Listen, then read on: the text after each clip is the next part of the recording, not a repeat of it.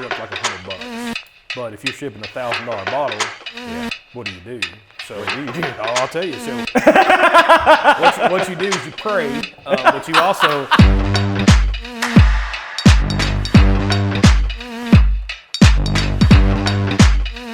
Welcome back to Arsenic Culture, where beer don't count but bad decisions do. I'm Matt. I'm Jason. And we are going to drink bourbon today. Have we ever done that? No. Well, I guess we have. Beers don't count, but bourbon does. Beer don't count, yeah. Have you had any good bourbons lately? Yeah, man. I've been getting some. Actually, this one right here. So, what is this? Caleb's Crossing from our friend Rare Bird, David Jennings. Right, yeah. I went over there, met him a few times on Anthony and Kenny's show there too. Yeah, you got to hang out with him over at Wild Turkey. Yeah, that's pretty cool. The authority on Wild Turkey. This is his latest offering. He's got a rye and a bourbon both.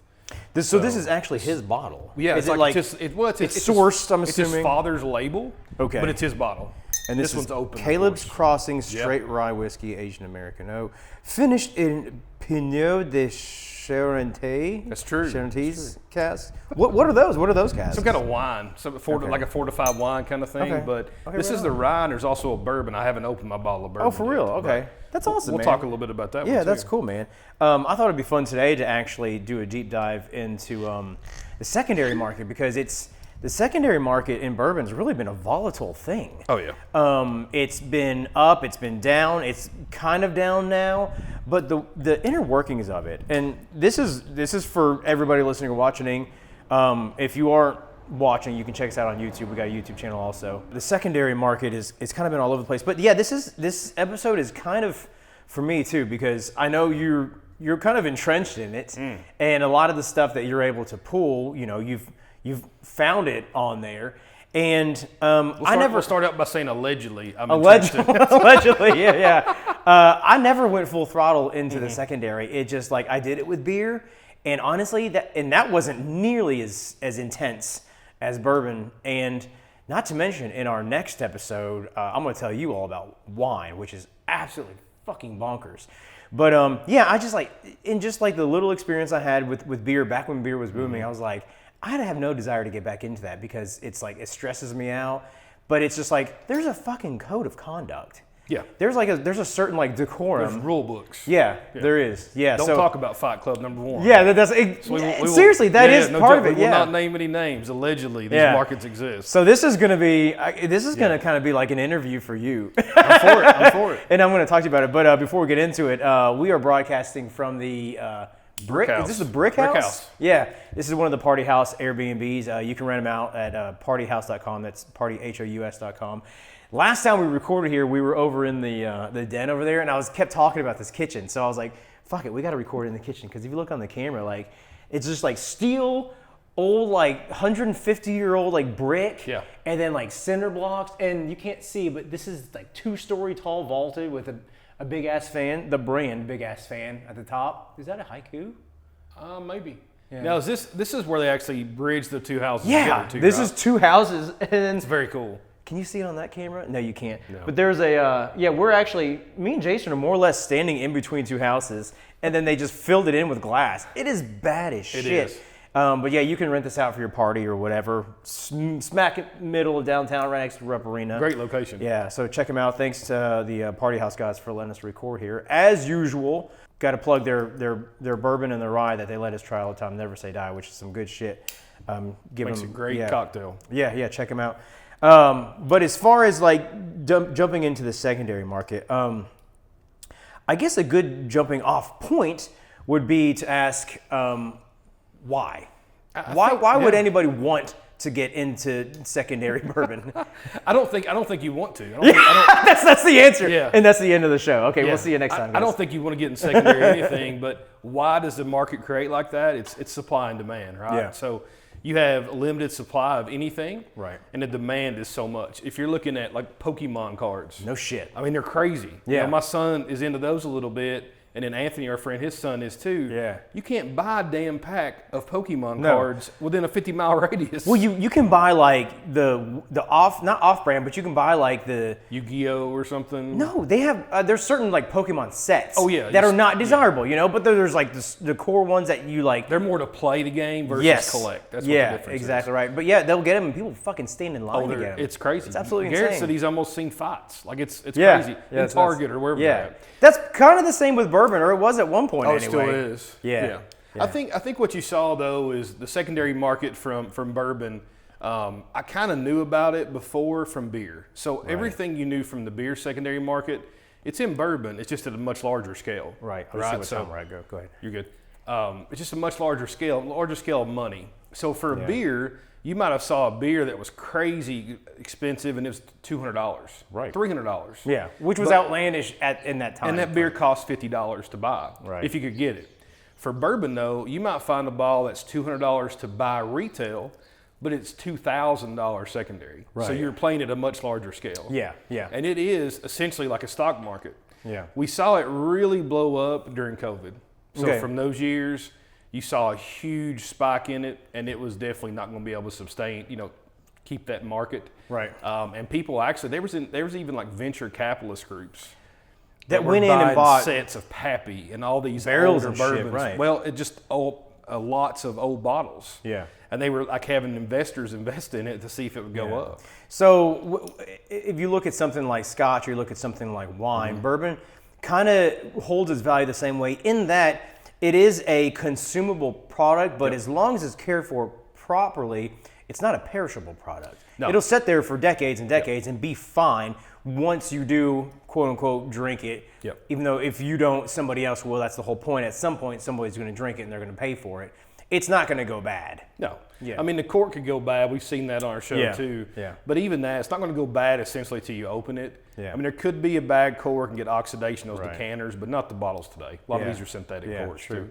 So if I wanted, and I'm asking you hypothetically speaking, let's say I wanted to get a particular bottle, and let's say it wasn't that hard to get, but it's something you couldn't get on the shelf. We'll throw something out like Blanton's is a super popular bottle that it's probably getting a little bit more available now. It is. But it's something that it kind of reached an unfortunate status an unfortunate status symbol because, I mean, it's a good bourbon, but the level it was at, it was just kind of like, there was a point to where, people were just like fighting each other to get fucking bottles of Blanton's, which is insane. So you had the lower proof, I think it's like 93 proof or something with Blanton's, but it's an approachable bourbon. So people actually did drink it. Then you had the collectability because you can collect all the horses that spell Blanton's. Sure. Then you had the John Wick factor. So it was in the movie, I think John Wick 1 or 2. Yeah. And he's drinking that. So it's like this high end, like nobody's ever seen it before, you know. So that's how you get those things going. You know, when Pappy first got like its big craze too, I think it was Anthony Bourdain was talking about it a lot. Really? Yeah, he was really a big fan of that one. Okay. And that really came out in probably the early 2000s talking about it there. When it started like taking off. So like, if somebody wanted, and this is where we start diving into it. Okay, let's say somebody wants the bottle? To, so you want to get a bottle of Blanton's. Not that hard to get, but you can't get it on the shelf. So where would somebody like that start? There is like a jumping off point. There is. On the surface. You got to know somebody that knows somebody, right? So you're not going to be able to search for Facebook groups and find them. But you can. But that's where they are. That's Facebook groups. They're 90% on Facebook groups. Okay. There are some private ones, maybe like a Discord or something like that. But generally, it's a Facebook group. Right. Yeah. So during the pandemic, we saw there was Facebook groups out there, but it really magnified them. They exponentially increased. Tons of people getting into it because you're sitting at home essentially, right? Right. You got more free time in reality. You got more expendable income. Right. Maybe. You got a little bonus checks from the government, whatever. Yep. But then there was like some Facebook police out there that wanted to shut them down, right? So were they like, was it the company or was it people that just were like? So I think that honestly it came from Buffalo Trace led a big part of it. So Really? Buffalo Trace is not a fan at all of the secondary. They're probably more concerned about secondary than they are about counterfeit bottles. Like they're hardcore. Yeah, into and it. I remember we did that episode with A.H. Hirsch where we got to try with our buddy Pat over at his cellar, which was amazing. Watch and listen to that if you all haven't. But he was telling us how he was talking to Julian Van Winkle, and how he was a staunch, like adamant, like against. I think Preston, be the way. Same yeah. But he was like adamantly against the secondary market. He was like that. He said it was his personal crusade to bring down the secondary market. Yeah, it's crazy. I don't think you can. So how do you get into those? You got to know somebody to get into them. You can't search them online. If you do search them online, the ones that you can find are probably scammer sites. It's people saying, "Oh, I can get you Pappy, and then I'll get you Pappy for $400." You're like, "Well, that's not too bad, right?" When that Pappy is really $2,000 on secondary. Of course, yeah. Too good to be true. But if you don't know better, you're gonna get taken for a scam. If it's too good to be true. So you got to know somebody. Usually, the groups you want to get into first would be a local group. Okay. Local enthusiast group. Then from there, there's national ones. Okay. So by and large, if you wanted to just hop into a secondary group, it's not happening? Not happening unless you know somebody that's already in there. Okay. They have to vouch for you, essentially. Okay. So if I'm in a group and you wanted in, I'd have to have myself vouch for you and maybe 2 other people in the group. I got you. So, and if you screw up, if you don't follow that rule book of rules, you're in trouble, I'm in trouble, and other people are too. So that's the second part. So let's say you find somebody that's like, hey, I got a group, I can get you in, invite you. Maybe there's like 50 people, maybe there's 100 people in this group or whatever. Or 10,000. Or 10,000. Yeah, you got you got a community of people, and then they'll all kind of like ping stuff off each other, and they're buy, sell, and trade bottles depending on what you're looking for. A lot of those were kind of shut down or like put on hold because of the whole Facebook crackdown, right? They were shutting down a group. They were shutting down multiple groups every day, and what was happening is every group had 4 backup groups. Right. So then they would like fall back to another one until they could get the other one open back up. And then you had stuff that would change names. Like it wouldn't be Bourbon Associated at all. It might be Flowers. Daylilies, the Daylily group, So that's like that. that's not a real group, but exactly. But that's it is now. But that's what ended up having to happen is the speech changed, the way of talking changed. Quite literally, it's like you're using like kind of like code words. There are still in the groups. Yeah, and you're using emojis.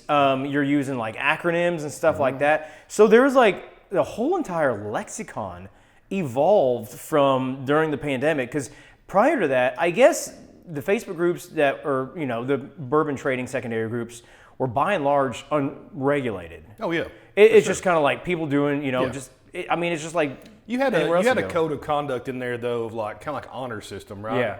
If you screwed somebody over, you're going to get blackballed from other groups, which I like. I mean, that's a good way to. And you get called out. You get called out. Yeah. You get kicked out, and then the admins of those groups, the moderators, would actually message other moderators and say, "Hey, here's what happened with this guy. You probably shouldn't let him in your." It's like working a high-profile job in finance. You fuck over the employer, and they call everybody else, and it's like, "You'll never work in this town again, you son of a bitch." Yeah, it's the same thing. So, if you know somebody, let's say you know Joe Schmo, and he's like, "Hey, I got a group I can get you in. You can find that bottle of Blanton's, blah blah whatever."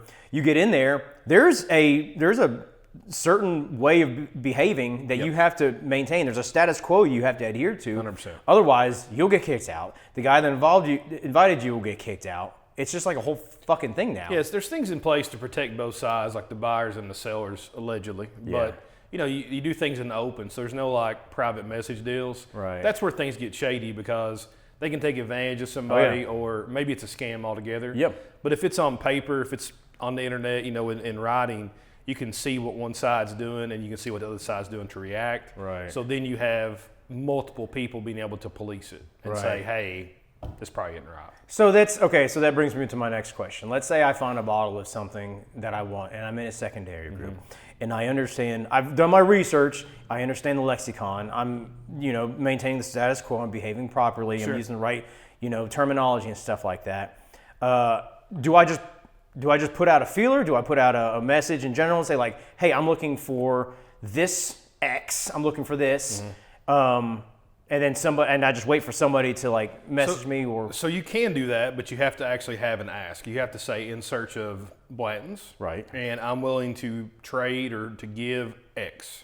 Okay, so you can't open end it. They don't like it. Open end is usually frowned upon. Yeah, but what you see a lot of, I'm assuming, is actually people that have something and then they'll put it up and be like, I have this available for X dollars. Correct. Is that about right? But what you'll see with those people, though, is they know the market well. So if you were on there at first and you're like, I'm looking for the Blantons and I'll give you $200, you would have 19 people within 10 seconds say, hey, I got one for sale. Yeah. I got 10 for sale. I got 12. Yeah. That's what you want. So again, you have to know the market, and at that point, you're bound to that deal. Like if you screw up and you're like, or the other way, like if I'm gonna sell a bottle of Pappy for $2,000, but I forget the other zero, if I put 200. And somebody says, "I'll take it," then you owe it. You got to do it, or you're excommunicated or you're again. for everything. Yep. Yeah, kind of like it is like John Wick. Yeah, that's what I was gonna say. It's just like John Wick. What are they excommunicated? Excommunicado. Excommunicado. Yeah, that's pretty hilarious. Okay, so I'm gone down the rabbit hole. I see a bottle that I want. What's the next step there? I mean, just send a message, a private message to that person. Or is there? It's all in the open. So you got to do everything within the open, and that way it can be moderated. Correct. So that's one thing that I think is interesting with the bourbon secondary market is that, as kind of like lawless and like Wild West as it is, there is still self-policed. It's self-policed. There's still a certain level of like judication there. Yeah. You know, it's like the mods, whatever. There's moderators in these groups a lot of times, and they'll kind of like oversee certain things to make sure it's shit that can kind of control, because it's not just about that one deal. It reflects bad on the whole entire community, and you want to maintain the integrity of that community. It's honor among thieves, but they're not thieves. Yeah, you know what I mean? Exactly. Like it's like technically they are, because this is by and large an illegal practice. Let's not mince words. You know what I mean? It's not like we're committing murder here, but it's just like it's stupid because it's based on archaic laws that need to be amended anyway. It's just like prohibition was stupid, For sure. And honestly, in 2018, Kentucky has that vintage spirits law that went into effect. Mm-hmm. So are you familiar with that one? You know a little bit about it? Yeah. So what it allows people to do is you and I could sell our bottles, vintage bottles, to an entity. So to a bar, to a restaurant, to a store. They have to have that license for it. Yeah. But and then the sticky point there is, what is a vintage bottle? Right. The pure definition from that law is whatever the distributor doesn't have. So if you called your distributor up and said, "I want a bottle of Blanton's," they're like, "We don't have any to sell you," then you could buy anybody's Blanton's any year. Gotcha. And that's where it gets sticky. Okay. So there's been a lot of stuff locally with that. That's in Kentucky. That was something. So you said that was in 2018. 2018 was when that went into effect. Okay. See, I always thought that came from the pandemic as well. So it's kind of weird. A little bit before, so that Justice House of Bourbon here locally. Right. So they're a secondary. Well, I won't say they're a secondary store. They have the vintage spirits license. Right. Yeah. So they have some pours that are really rare, some bottles really rare that you can't get anywhere else. Yeah. They are a secondary price. Yeah. They also have their own barrel picks that they do. They're very reasonably priced, not marked up. Yeah. Or they'll have some stuff on the shelf. They might have some Henry McKenna or some Heaven Hill, before it went out. Sure. They have everything there. And they also have a bar that they pour from. Yeah, yeah. Which is great. It's a cool place, yeah. So, all right, so I got everything out in the open. I got the bottle that I want. Now it comes time to actually do the transaction. Sure. In my mind, as a layman, this is my first time, hypothetically speaking, and I'm trying to buy a bottle of alcohol from a stranger that I've never met, that I don't know if I can trust. Am I sending him money first? Is he sending me the bottle first? Do we handle it through an escrow? Like, how does that work? I mean, seriously. I like the escrow idea. It's a great idea. Well, it's like if you buy like sneakers, you go to StockX, you're basically buying those from somebody else. You know what I mean? They're the escrow though. But StockX is the escrow. There's nothing like that I know of. Is there anything for alcohol sales? None that I'm aware of, unless you're selling it through some store as consignment, if they do something like that. Right, yeah. But what you do, so from a secondary perspective in the groups that may or may not exist, but what you do is you have people vouch. So you would say, hey, can I get some references? Okay. So if you're selling the bottle to me, you would have 5 of your friends in that group say, hey, can you all give me some references? Okay. They would say, yeah, Matt, trust Matt, he's good to go. Gotcha. No issues with Matt. Again, a self-policing kind of thing. Right. Yeah. Same with me, though. You would say, hey, can I get some references on you, blah, blah, blah. Right. But you would send the money before you get the product. 100% of the time, all the time? I've never seen it done otherwise. Okay. Yeah. Okay. I mean, there might be some guys that do it.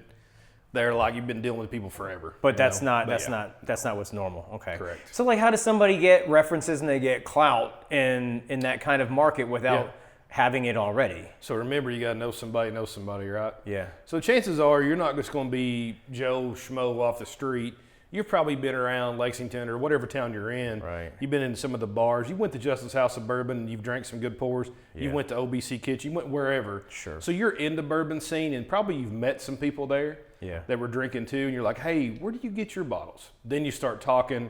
Then they get you in some groups. You watch for a while, so you get some people that know you. That makes sense. I mean, it goes back to what you said. If you got in with somebody, you already got somebody on your back to actually kind of give you that reference and heads up. Okay. So I've got the bourbon that I see the bourbon that I want. I commit to the transaction in the public forum. Yep. So everything's moderated. We agree on the price. I got references. He's got references. Sounds like a good deal.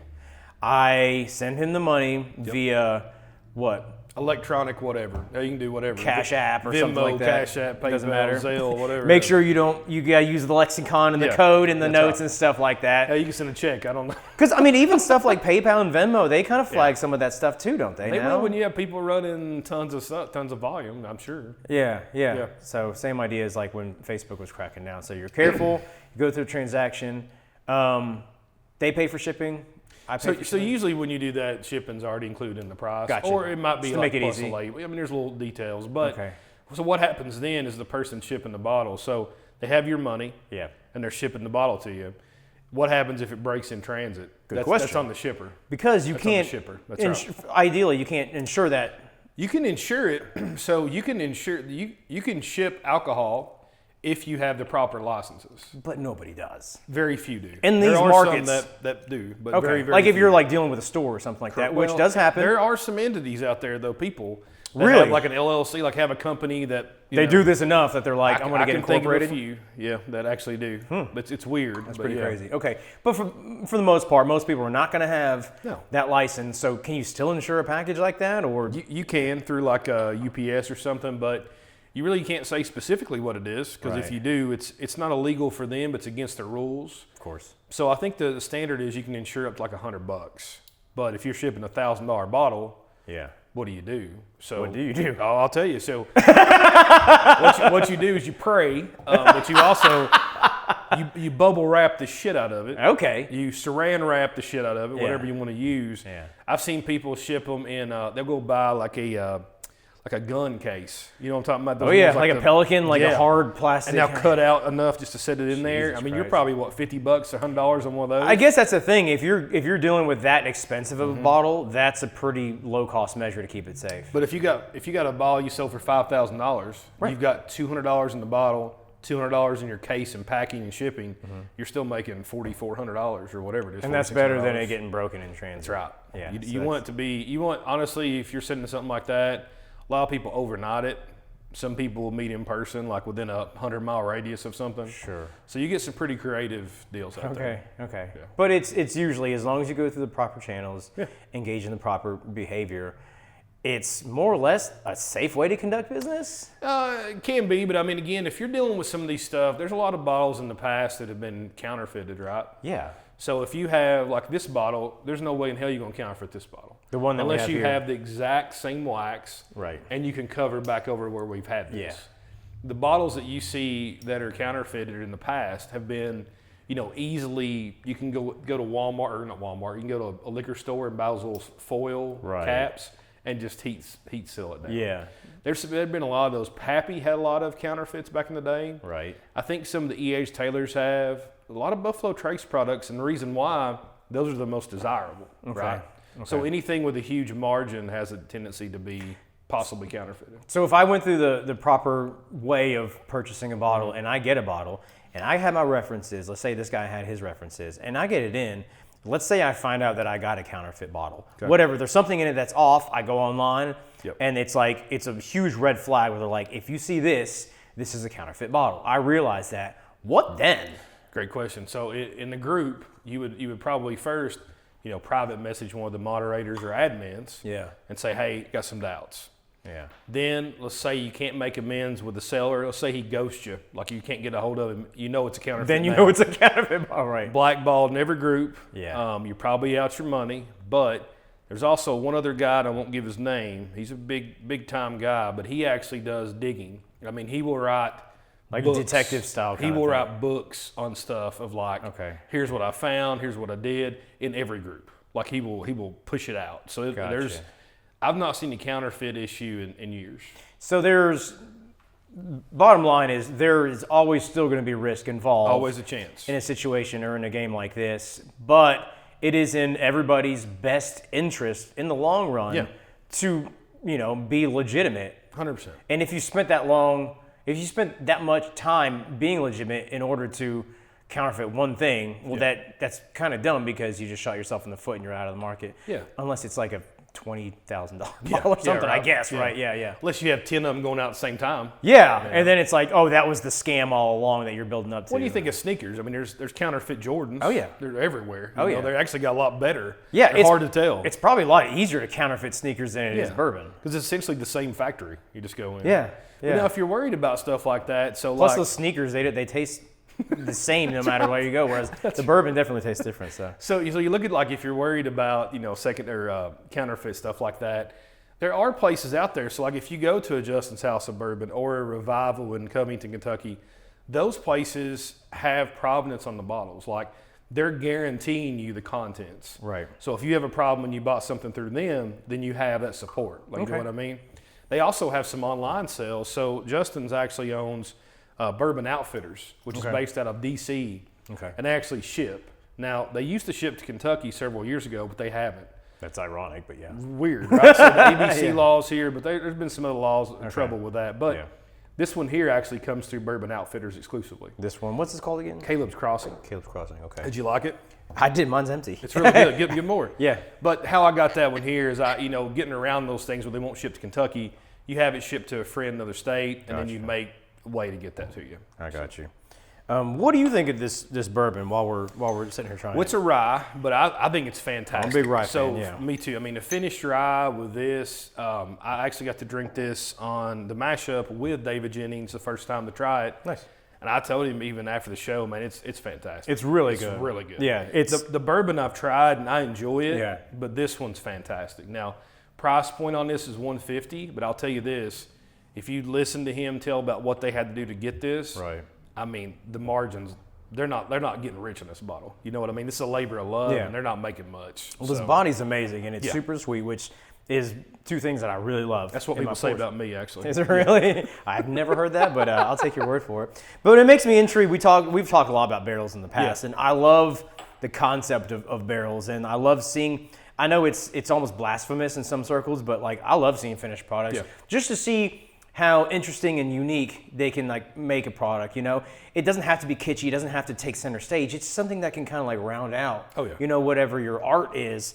And I've never heard of this Pinot de Charentais cask or whatever. Man, I wish I'd done a little research on that in my mind for this episode, but I didn't. Yeah. I remember David telling us about it. I just can't remember what he said, but it's cool. It's something his dad really liked too. He enjoyed that cask or that wine. Yeah. And then from there, I mean, he just said, let's try to finish it in there. And That's awesome. They were doing, I'm trying to think of what the method's called, but it's like a slow proof over time. So when you're proofing this down, you're essentially, when you're pulling out samples, like if you pull out 3 ounces of it to sample, you would put 3 ounces of water back into that barrel.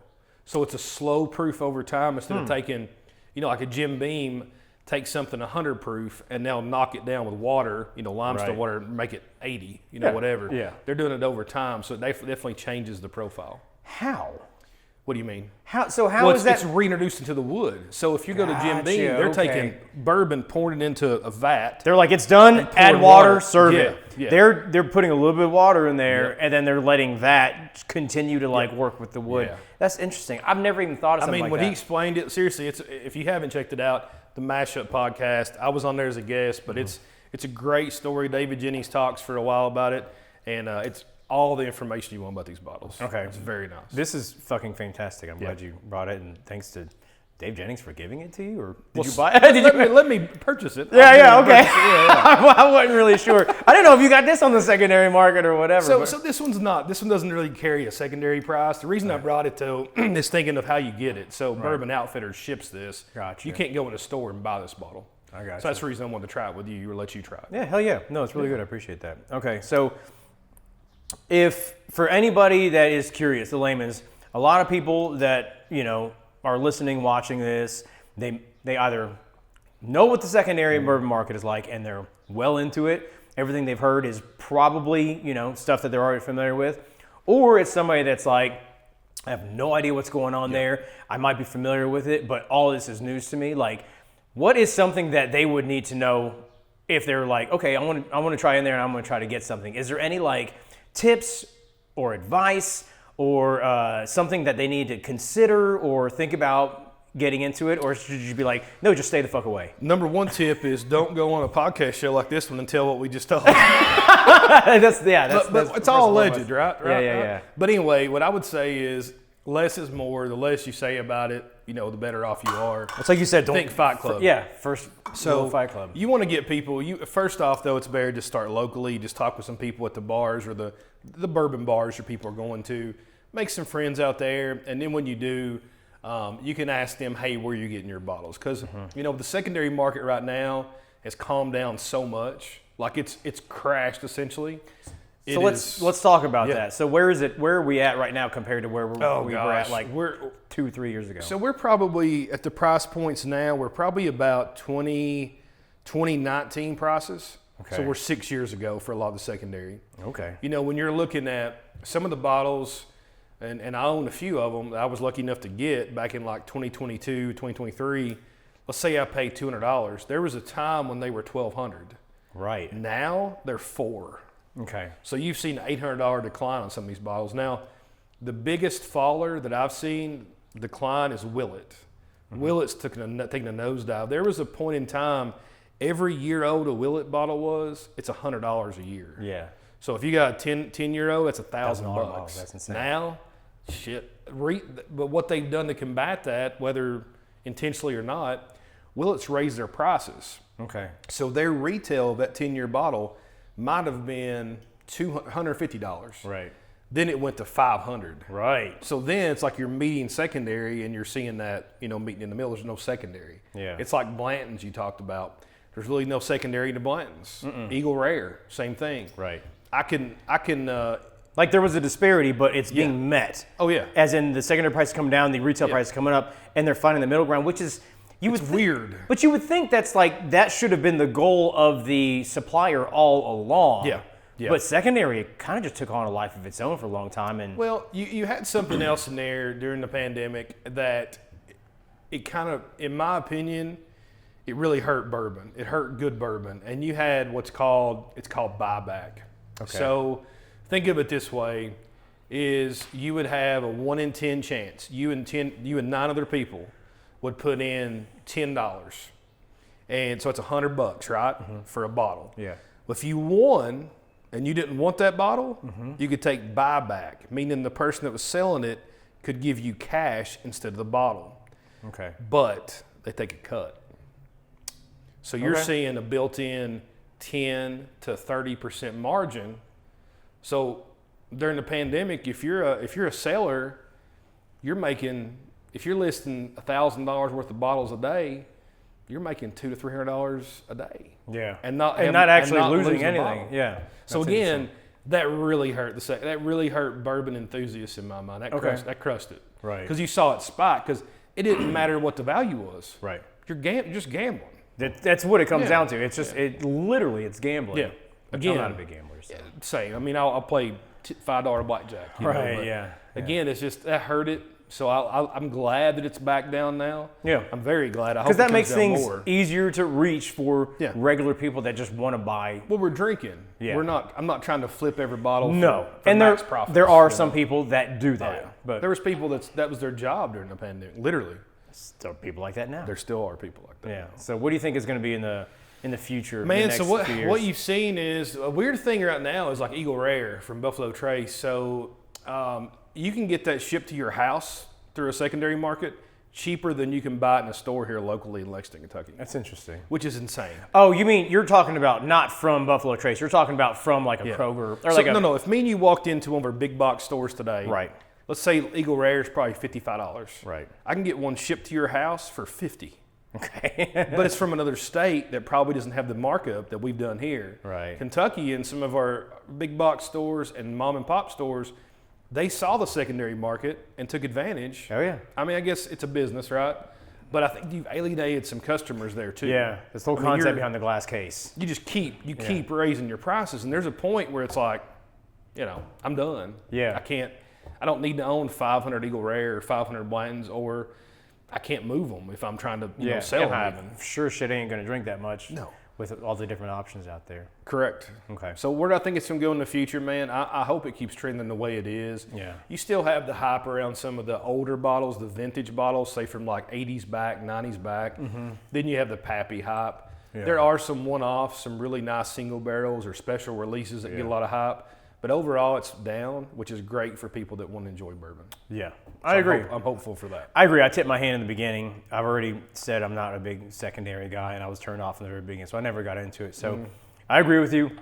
I'm glad that it's being it is tempered now. For sure. And it's getting more in line with actual expectations. I know that's probably a disappointment to people that are actually adamant or they're well involved in it. But yeah, to anyone that has always been curious, just what it's like. Talk to your friends at the this is bourbon what I was bars like. and see what they're doing, because I don't encourage anybody to go and spend $1,000 on bottles. Let me tell you a secret: they're not worth it. Like it's not worth it. No. When we say, if we review a bottle, we'll say, is it worth it or not? 9 times out of 10, the secondary is not worth it. Like literally, like the juice is not worth the squeeze, as the saying goes. Sure. But there was people that were, like you said, they would go in groups, they would buy these huge lots of super expensive bottles, and that was an actual investment for 100%. them to flip, to resell. Portfolio. Yeah, exactly. Yeah. And then now it's down, and people that are sitting on that, they're fucked. Yeah, they're done. Yeah. So not only is the juice not worth a squeeze, but the investment is not worth the And that's another thing cash. you've seen in the secondary. You've seen that it slow down because people are sitting on bottles that they got at a premium at the height of secondary, and now if they sold it, they would take a 75% loss. Yeah. Well, they're holding out hope that's going to go back up. I'm like, well, it might in a decade. Yeah. It's not in the next couple of years. It's not like the actual stock market. That's right. Where That's it's right. like It's almost not, it always rebounds. Yeah. I don't know what's going to happen. We're not going to make an announcement on TV and everything goes back to good. No, that's not how it works. Not how it works. That's awesome, man. You got anything else to add? No, I'm good. Okay. If you guys want to get in the secondary market, then just ask this stupid motherfucker. Just don't. I'm kidding. Don't do that. Guys, if you like this, then please share it. If you didn't, then just keep drinking until you do. For more Arsenic Culture, you can check us out on all the socials. We are at Arsenic Culture. Like and subscribe on YouTube. And we'll see you on the next one.